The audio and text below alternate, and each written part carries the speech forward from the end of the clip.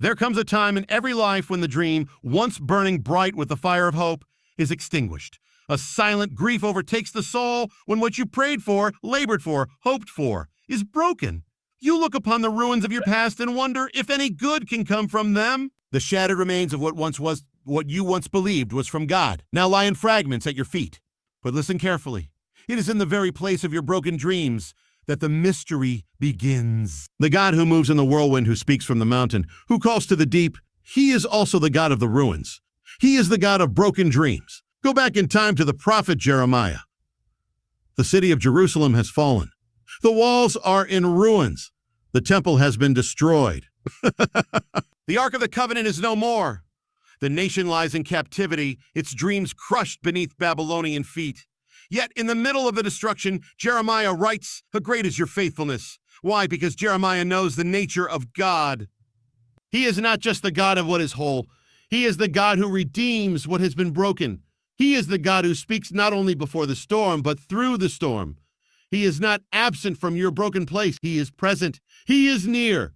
And he is waiting for you to see that what is broken is, not the end. Understand the mystery. Redemption only exists because of brokenness. Without brokenness, there is nothing to redeem. And so, when your dreams fall apart, it is not a sign of God's absence, but the doorway to his redemption. The seed cannot sprout unless it is first broken in the soil. The alabaster jar cannot release its fragrance unless it is shattered. The loaves cannot feed the multitude unless they are broken in the hands of the Savior. So too, the dream must be broken before it can be multiplied. You say, but the dream has died. I say to you, no, it has only fallen into the earth. It must die before it lives again. God is not a God who simply returns what was lost. He transforms it. The Hebrew word for redeem, agal, implies more than returning to a former state. It implies taking what was lost and making it more valuable, more powerful, more glorious than it ever was before. Think of Naomi. She lost her husband. She lost her sons. Her dreams of family, legacy, and future were gone. She said, call me Mara. Bitter. But God wasn't finished. Through Ruth, through Boaz, Naomi would become part of the lineage of the Messiah.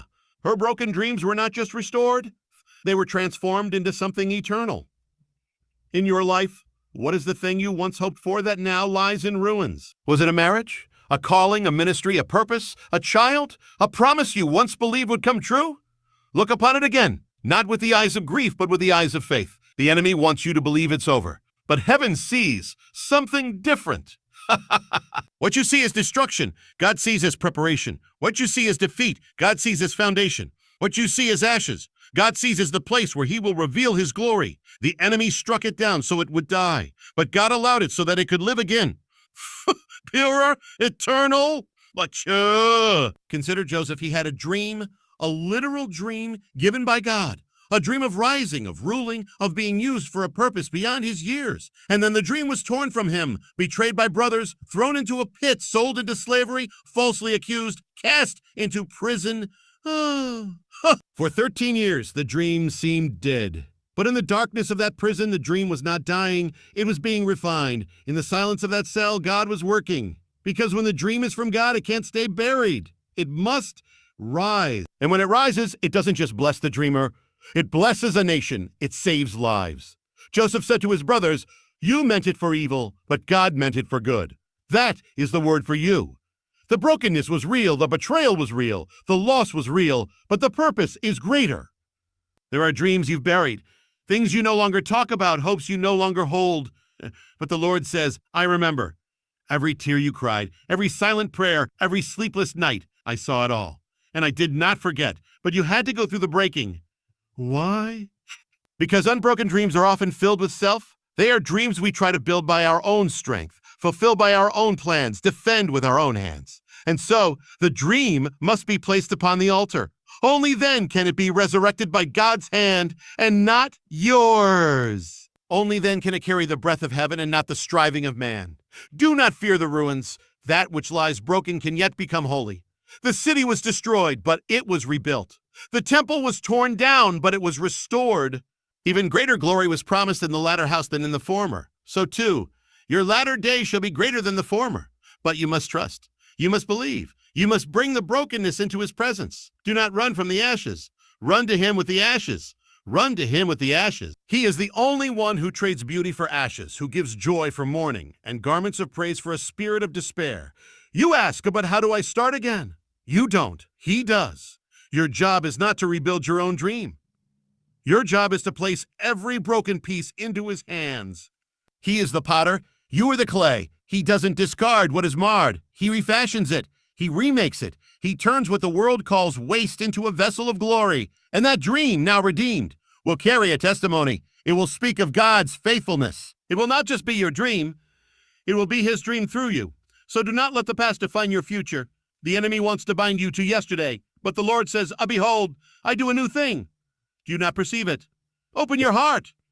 Lift up your eyes. Dare to believe again. Dare to hope again. The dream is not dead. The dream is waiting to be reborn, but not as it was, as it is meant to be, shaped by his spirit, refined by fire, raised by resurrection power. He is the God of the second chance, the third, the 100th, the redeemer of time, the restorer of broken years, the giver of new beginnings, the one who makes all things new, and he is not finished with you. Not now, not ever. Let the ruins speak. Let the ashes tell their story. For in the hands of the Redeemer, your broken dream shall live again. There is a deep and ancient mystery woven through the very fabric of Scripture, a principle that defies logic and overturns the ways of man. It is this: the dream must die before it can truly live.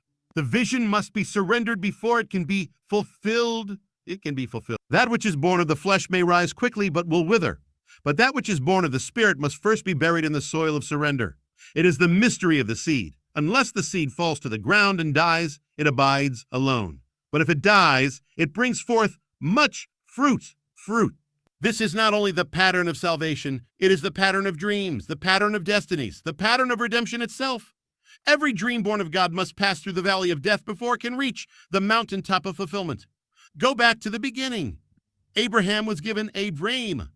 Not just a hope, not just a desire, but a promise directly from the mouth of God. I will make you a great nation. Your descendants will be as the stars of the sky. And for years, Abraham walked with that dream through barrenness, through delay, through impossibility. Then the miracle came, Isaac, the son of the promise. But just when the dream seemed fulfilled, the command came. Take your son, your only son, whom you love, and offer him. The dream, it seemed, must die. How could God ask for what he had promised? Why would he require the death of what he himself had given? Because in the death of the dream is the resurrection of the purpose.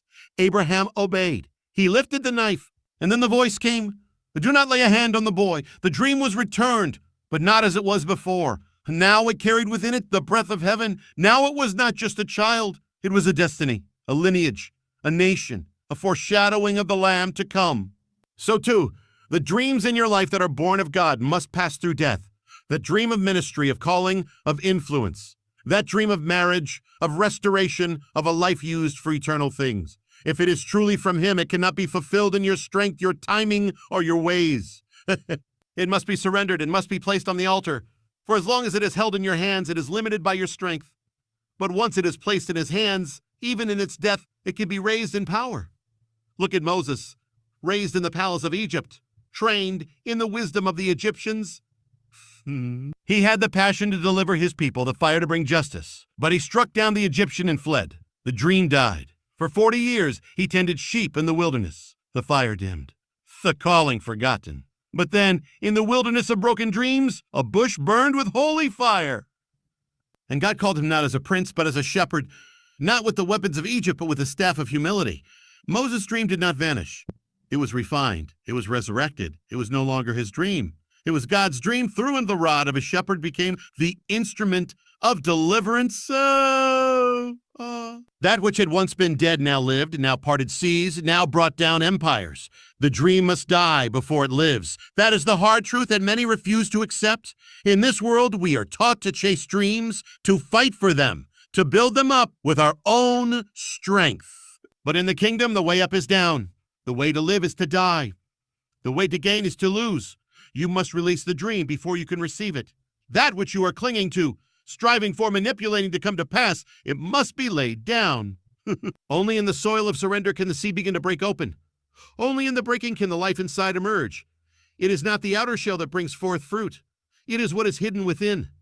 But the shell must crack. The ambition must fall. The pride must be shattered.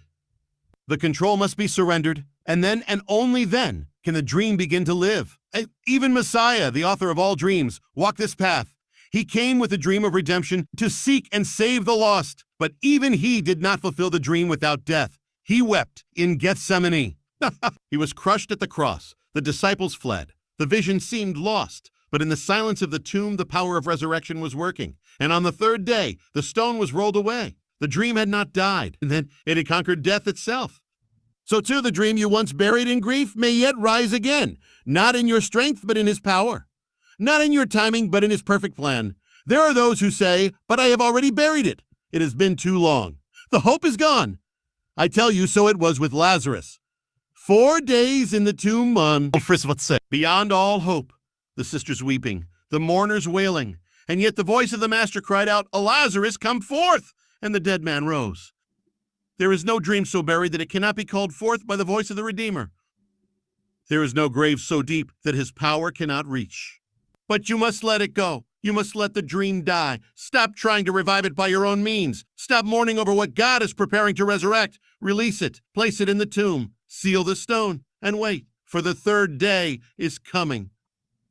Even now, the Spirit is hovering over the deep places of your heart, the places where dreams were laid to rest, the places you have forgotten, abandoned, written off. But God has not forgotten. The tomb may be sealed, but he knows every tear, every prayer, every hope buried there. And at the appointed time he will speak, and what was dead shall live again. But when it lives, it will not be what it was before. Do not expect it to return as it once was. It will return glorified. It will return changed. It will carry the marks of death, but also the glory of resurrection. It will not be the dream of flesh, but the dream of spirit. Not a monument to your strength, but a testimony of his faithfulness. So I say to you, who have held on to a broken dream, release it, lay it down. Trust the God who raises the dead. Trust the God who brings forth life from the grave. For in the kingdom, nothing surrendered is ever lost. Nothing buried in faith remains buried. What you place in his hands, he will redeem. What you give up for his glory, he will resurrect for his purpose. And in that resurrection, you will see that the dream was never truly about you. It was always about him. There is a truth that many forget in the journey of faith, that what is broken can carry a greater glory than what has never been touched. There is a purpose hidden even in your pain, and a calling that rises from the ashes of your lost dreams. When God redeems, he does not merely restore what was lost. He elevates it. He sanctifies it. He weaves it into something more powerful than you could have imagined. And so the third mystery of redeeming broken dreams is this.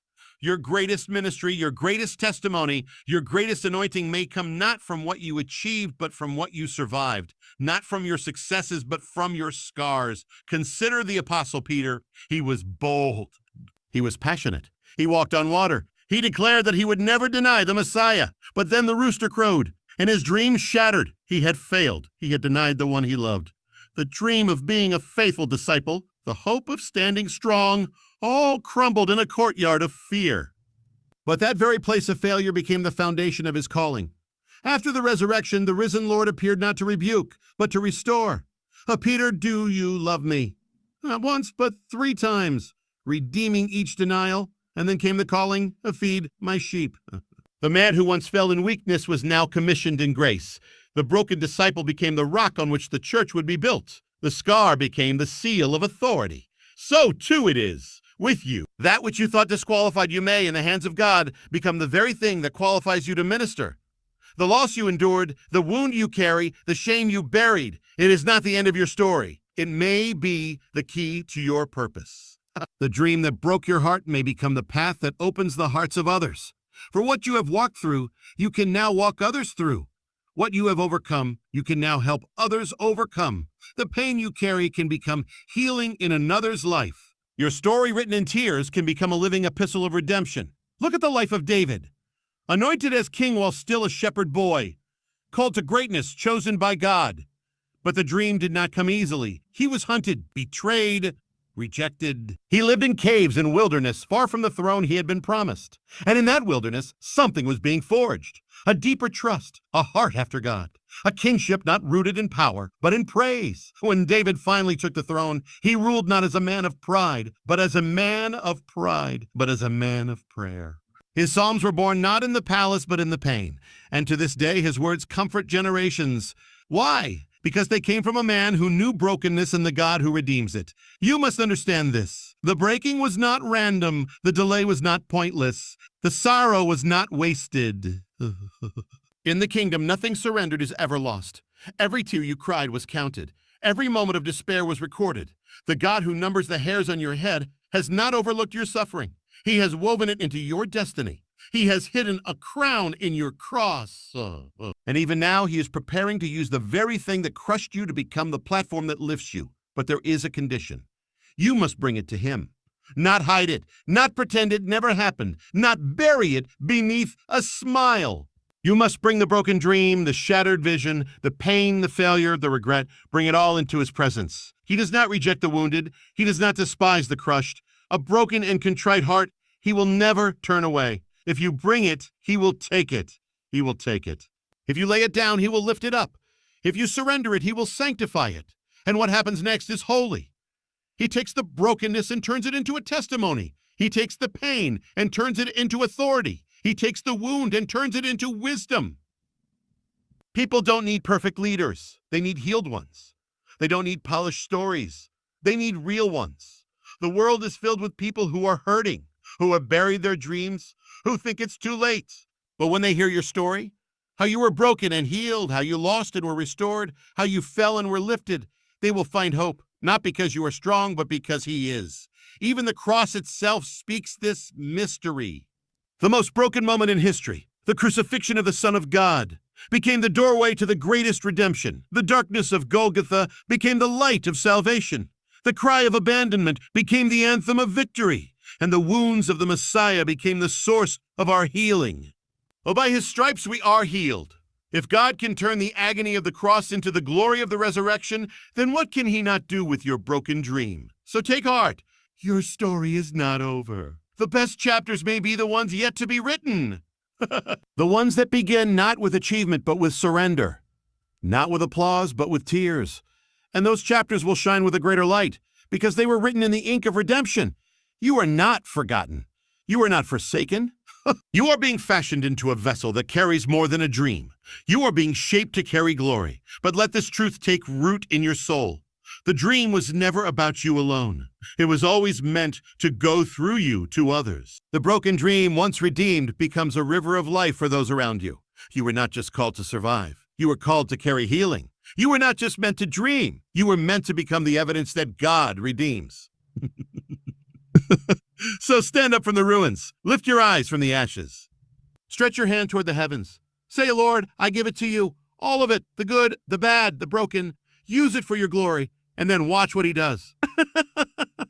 Watch how he redeems. Watch how he restores. Watch how he weaves the pieces into a masterpiece. For the Redeemer lives. And the broken dreams in your life are not the end.